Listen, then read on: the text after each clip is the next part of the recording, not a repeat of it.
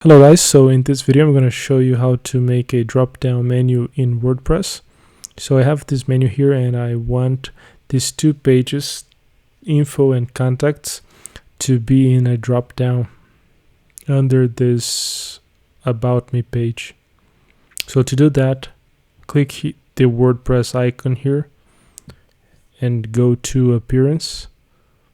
And now, depending on your project setup, you either see it show up like this or like this, with only themes and editor under appearances.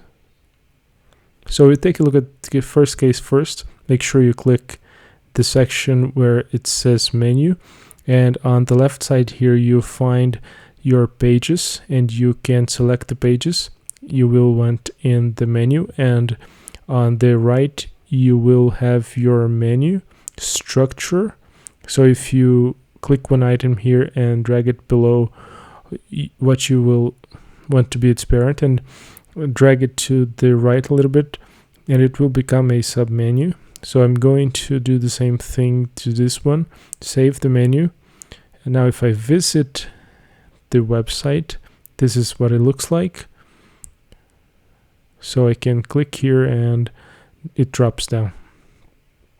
Now the second situation is that you don't have these options menus here, so go ahead and click editor, and once I click the actual menu like this,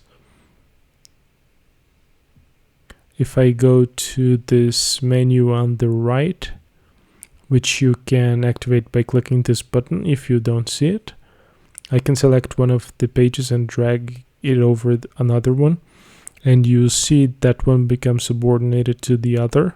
So if I save and go to my website, this is what it looks like. It's again a drop-down menu, and I can use it to navigate around my pages.